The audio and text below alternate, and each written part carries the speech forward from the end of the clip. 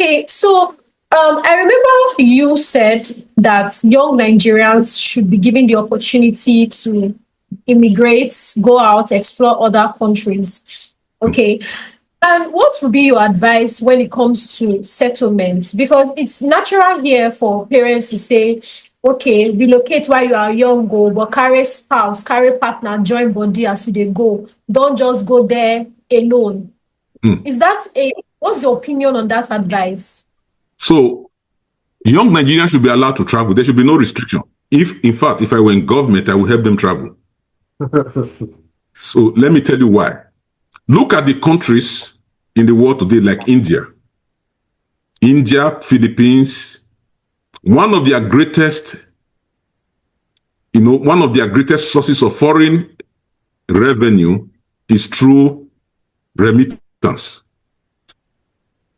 Through billions of dollars every year from those citizens that are outside in various countries remitting to their local countries. All right? Nigeria should be one of the world's largest exporter of labor. In the United States, for instance, Nigerians are the most educated nationals, more than the Americans, more than the Chinese, because an average Nigerian has a master's degree. Go online and research it. All right? Now, the Nigerian educational system, with all the stresses that you can say it has, like I just complained, is better than 65% of all higher institutional centers in the world. So even though we have a lot of hiccups in so many areas, we are still one of the world's best. Fourthly, Nigerians are very adaptable, very logical. So why would the government prevent them from going abroad? Why would you tell such a person don't go abroad? To work, improve their family, send something home, and better the life of others. All right? So, yes, I will encourage us as a government, as a people, to help others who wants to explore other parts of the world. Then, one of the problems with people who go abroad is that they have no plan. If you don't have a plan, you're actually planning to fail. When you travel abroad, you must be adaptable. You can be an engineer, but be ready to work as a nurse if you discover that nurses are more valued in the system where you are going. You have to be adaptable. I left Nigeria as a family physician. Today, I'm a pediatrician. Wow. If I were not adaptable, I would be on the street of New York driving Uber, waiting for an opportunity to continue my family medicine line. Are you getting what I'm saying? Yes. Today, I have registered up to 2 companies. I did not read business administration. So what am I saying? You have to be adaptable. Now, you have to look out for the right way things are done, because many Nigerians live, right from beginning, they are going to do the wrong things. They are going to look for the right people to do credit card fraud.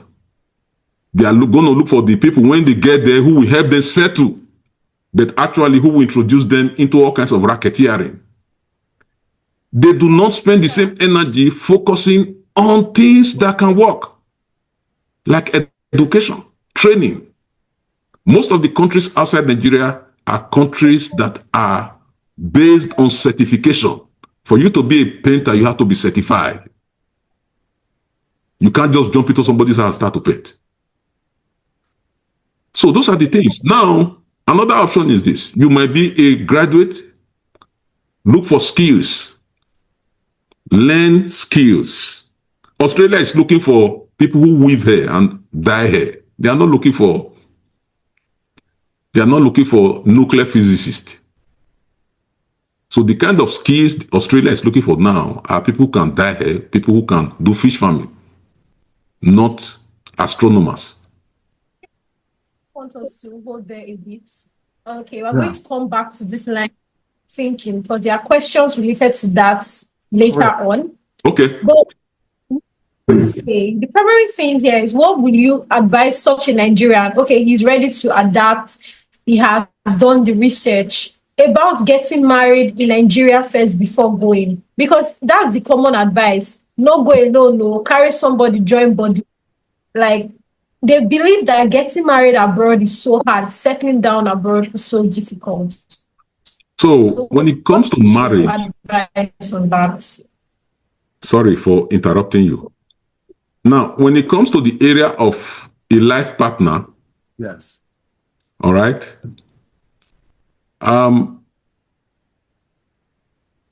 if you are a Christian, marry a Christian. That is what I will advise you. If you are a born-again In Christian, Nigeria or abroad? if you go abroad as a single man or as a single woman, marry a Christian wherever you are. But if you are living in Nigeria and you have somebody who you are already betrothed to or interested in, Yes. you need to have a plan. Not just a plan, if possible, have a timeline. Let me tell you how you can smartly fix these things. Okay. First of all, don't go to countries where it is difficult to invite your spouse. I will not tell anybody now, don't let any man from America come and tell you that I will go to America in 2 years. I will bring you to America. It is more difficult in the United States. True. It is easier in Canada. You ask me how I know. It is easier in a country like Australia. It's easier in some parts of Europe. Because those folks are going to ask you right from the beginning, when you are filling their forms, do you have somebody? So once you put the name of that person down, it stays with you. Except you tell them, I no longer have this person. America does not ask you like that. Now, a lot of Nigerians that come to the United States, they know that it is tougher to become a permanent resident. So one of the schemes, listen to me carefully, one of the schemes they leave Nigeria with is to do arranged marriage. That's what they call it. When they come here, they go around, and many of them, their head has been cut off because of that. The women know that you are coming to use them as a stepping stone. They are waiting for you, especially if you are hardworking. Once they latch on you like a leech, they start to go on vacation, expensive vacation. All that money you are saving, you'll be using it to sponsor trips to Cancun in Mexico and Belize in the Caribbean on your pocket. And of course, they threaten you that, if you don't go my way, I will tell them that I will reveal you. So they are locked. Now, why would a Christian do that kind of an arrangement? A lot of believers do it. Why would you, as a born-again child of God, you mortgage your destiny? Marriage is a covenant. There's nothing like a legal covenant. If your wife is a witch, it's your wife. You get my point? If you divorce her because she's a witch, you have divorced your wife. So many Christians, now the Bible says, where hope is deferred, say hope deferred maketh the heart sick. So if you are genuine and your heart is open, you are sincere, and it is God's will for you to travel, He will make a way. I will tell anybody that He will open those doors for you to do things the right way.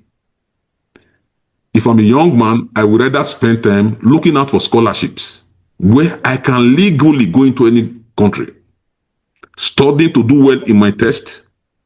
There are a lot of scholarships that our people don't know anything about. They don't know it because the mind is already fixed in doing wrong things. All right, let me give you this. This is going to make you laugh. When I was growing up in Ivioto quarters in Benin City, right, we used to have some guys, lazy guys in the streets. They travel the next 6-7 months. They are bringing in cars. They are bringing in cars from a lot of these Scandinavian countries. Now, if you were not a strong Christian, you would ask yourself, where is my God? Say, oh, so where's my God? You know, and all those stuff. But how many of them are you hearing anything about today? Not much. Because they went there, then it was easy to rent a car and ship to Nigeria. But you can no longer do that. Are you getting my point? So your heart has to be right. God can bless you anywhere. All right? So once your heart is right, you are sincere, and you pray to him, he will fulfill his desire. He will cause those doors to open to you. I am a classical example of that. I am the only one in my family in the United States. Now, my brothers have kids here, but they don't want to come because they are comfortable. In Nigeria, they don't want to travel. Why should they? They have businesses. They have organizations, big organizations they are running in Nigeria. So they visit me and they go back. So people, there are some people, the mindset is wrong. It's infested by demonic nuances. How could you believe that the only place you can be blessed is outside your home country, Nigeria, with a population of 200 million people? And those numbers miss market. How could you think so? Yes. So I would like to just see your opinion on this. Are you saying that it is better for someone to go abroad without being married, or it's better that they get married here in Nigeria first before going abroad? I'm talking in the aspect of marital settlement. Is it harder to settle down abroad? Okay, I will answer your question. If you are going abroad the right way, marry first. That would be my own that's my philosophy. If you are going as a student, if you are going under some visa programs, which is work visa, marry first. I will tell any young woman or man who is engaged to a man who is going abroad with a visitor's visa with no plan to return, tell him or her you are not doing again before he enters the plane. If somebody comes, you know what, sweetheart, I just got a visitor's visa to go to so-and-so country. When I settle down, come and pick you. Just tell the person there and then, okay, today our relationship is finished. I'm not doing again. Because those are the people that will give you problem. You will not see them for 10 years. Because when they get there, the only way in most of these countries where how you can convert your visitor's visa to status in a very short time is through the avenue of what they call arranged marriage. Another option is when you convert your visa from visitors to students. All right. Of course, the man that is going with visitors does not have money to pay school fees. So, Yeah.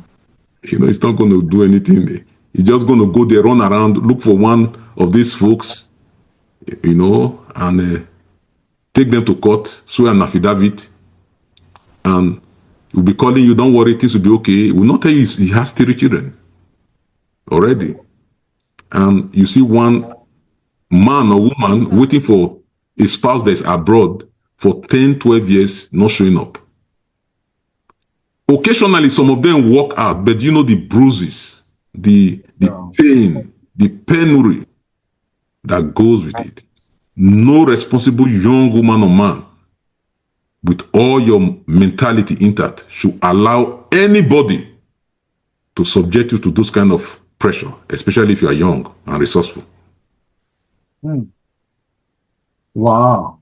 Thank you very much for sharing that profoundly. I was wondering, what is your advice to spouses or families where one spouse has to leave first, which you have talked about? Then, does such a scenario work out for the best interest of the family? Has it led to family breakups? Thank you, Prof. I will give you an example with myself. When I left Nigeria, I left first. But I was already married. I had a beautiful wife and a son. My priority when I left was once I get a job, I'm bringing in my wife. And that was what I did. All right. My first 3 month salary was invested in rooting my wife out of Africa to join me where I was. However, I also saw people with wives like me in the Caribbeans, Christians back in Nigeria. When they got to the Caribbeans, they left their Bible in the airport and they went after strange women. All right. So if your spouse, your fiance or fiance has no integrity and you know it, it's not going to change when he travels. All right. If you have ever been to the Caribbeans, it's a land that has all the crossbreeds: Chinese black, Asian black, Caucasian black. Some of them, their hair is as long as it will be getting to their heel. Eh? Those ones that have standing hair, birds can put nest on it. Beautiful people. Yes, I saw many Christians. In 6 months, they are married again to somebody else. They forgot their wives and children. I'm telling you, I'm not kidding. They forgot their wives and their children back in Nigeria. So if your spouse has no integrity, why do you think he's going to have integrity when he travels, where you are not there to supervise him or her? So it actually really depends on the content of your character. That is what determines what you go everywhere in the world. Like late Archbishop Benson Idahosa used to say, a lizard in Nigeria cannot become a crocodile in America. It is impossible. A lizard in Nigeria will still become a lizard in America. So those are the things. So to summarize this aspect, all right, I would suggest, if you are traveling to another country and you have a wife, or you have a family, prioritize your family. I would suggest, give yourself timeline. Tell yourself, after 5 years, if my wife and my children are not here, I'll go back to Nigeria. Yes. Wow. When I was in the Caribbeans, initially work was tough. 7 months I didn't have a job. I was already making plans to go back. It was actually my wife that was telling me, just be patient. It will work out, and it worked out. Yeah, so listen to me. God can bless a man anywhere. At times I am wondering why our people will put profit. We have a culture that, we not, I won't even say profit. We kind of celebrate money too much. Yes. We worship money. It is wrong. Money is a servant. You send it on errand. You should not worship it. It's not supposed to be an object of your worship as a Christian. So when somebody comes, suddenly he has the wherewithal with finances, everybody starts to bow to them. Why? And even if the person has no character, it's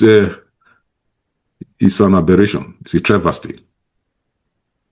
Yeah. So you just understand that persons that go abroad before their spouse should prioritize their families first, getting them over there, especially Christians, to maintain their faith so that they don't go around with other persons. Okay. So back to your former answer, you said that it is better for someone to be married here, a young person to be married back home in Nigeria before going abroad. Are you saying that singles who travel there will find it hard to settle down in a foreign land? Yeah, so, I like to be honest with people. All right? If I have a young man or woman coming to meet me here now where I am, who is of who is of a marriable age, I'm going to ask him or her, do you have a spouse? Are you betrothed to somebody? Do you have a fiancé or a fiancée? All right. So in North America, and I think Europe is the same thing, and maybe in Australia and some other parts of the world, a lot of young men think they are lords. They do not see the importance to have a wife, because what is happening in marriage, they're already getting it on the street. So you have a lot of eligible bachelors who are not looking for a wife. What do they need a wife for? Yeah. So you see them, they feel very high with themselves, you know, you ask them, when are you going to get married? They say, don't worry, it's going to take care of yourself, this, that. They are not looking. All right? Now, a Christian must have a plan. If you fail to plan, you plan to fail. If you want to marry, start out early. All right? And if somebody is genuinely interested in you, or you are interested in somebody, don't make your plan on your own. Both of you plan together. If your spouse say, or rather your fiancé say, I don't want to travel abroad, and you are very inclined to traveling abroad, that is a big dichotomy. You have to decide, this man wants to go abroad, or this woman wants to go abroad. Do I want to put my life in this kind of a person's hand? All right? Because let me tell you, I was in Trinidad and Tobago with a doctor whose wife was in Nigeria. Got to Trinidad and Tobago. He's a Christian. He wanted the wife to come and join him. The wife refused. You know what this young man did? He went back to Nigeria instead. So you first of all, you have to understand this. You cannot change somebody's mind. It is only God that has the power to do that, because we are free will agents. All right? So try to be on the same page. If you don't want to travel and your fiancé or fiancée wants to travel, ask yourself, why don't I want to travel? If you believe that God wants you to be in Nigeria while he wants to be somewhere else, and there's somebody else around who wants to be with you in your country, you better change both. You know, don't waste your time with people like that. You know, because you already are facing two different directions. You know, but if you both agree, then have a plan. At times, it is not possible to be able to see too far off, but at least you have a plan. You have timelines. If after 3 years, if that after 4 years, it doesn't work, what are you going to do? Are you going to keep struggling there, or you're going to come back? All right? There are so many countries to go. You know, there are a lot of people, they've destroyed their family in North America. And I'm looking at them. You must be a very stupid person. They have wives and children. They come here. They stay for a long time. And while they are here, they are doing underground runs. You get my point? Joining their bodies to all kinds of people. All right? They are opening spiritual doors to their own destruction and destruction of their children. So we have to be very careful. Questions we have here is that a single that doesn't have anyone, no commitment, no relationship in sight, and they have a plan for their education, their career abroad already, they have opportunities.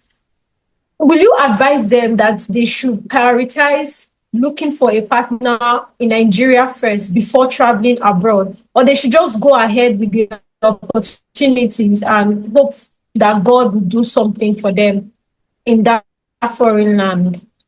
So if you don't have anybody in your life, good for you. All right. But my suggestion to such persons is Keep all the doors open. If you have opportunities to travel, go, don't wait. Travel, keep all the contacts you have back home, keep it open. And of course, you are going to meet people out there. Now, let me tell you something. I've heard people tell some folks, don't bring a white man home, and you are going to a white man's country. It doesn't make sense. All right? Say, don't bring a white man here. God can bless you anywhere. You can be blessed anywhere. God can give you a purple man, and the man will treat you with honor, respect. We adopt your culture. We eat fufu and amala. He will throw away cake and pastries. Everything you bring on the table, that is what the man wants. That anybody that is from your village will never honor you that way. I see people say, don't bring white man here. Don't bring those people of this nationality here. Who you marry is not absolute. It's not your absolute choice. Who you marry, man or woman. I tell folks, you cannot marry somebody who is not from your culture and you start to maltreat them because you are eyeing somebody in the village. I have seen people here that were destroyed, killed by their village people. Outside the what's it called? I'm a Nigerian. I'm proud to be a Nigerian. I've seen Nigerians that were killed here by they went to the village to go and marry. So when they got married, they thought the people were, they were stupid. You know, in Benin in those days, I don't know if you guys know these words that we used to say. We say, Mungu knowing way. When they travel, they are transplanted from North America, from Africa to North America. In 2 years, they learn the culture of the North Americans. When you say, go give me a cup of water, I say, don't you have legs to get a cup of water? You are not in West Africa. This is North America. Go get your water yourself. So those are the things. Be open, be prayerful, be open. Let God make his decision. Follow God's will. Don't be dogmatic. Don't be too rigid. God likes flexible people. I have a friend who is a doctor. Right? I will give you this testimony. I'm so proud of this, my friend. His wife is from Malta. They met in this America. This woman cooks every Nigerian food you can think about. Right now, she sings in Yoruba.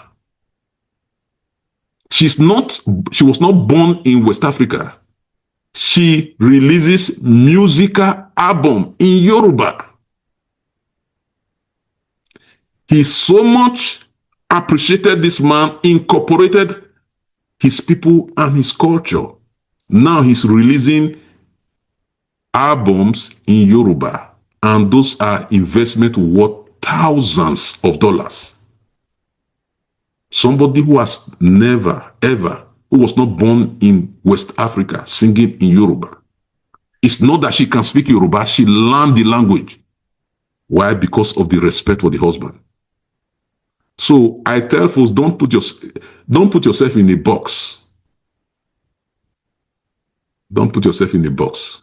Let God do his will in your life. It might be preferable for you to have somebody in your culture, but if God says no, don't object. Let him have his way in your life. Thank you for that, sir. Thank you so much.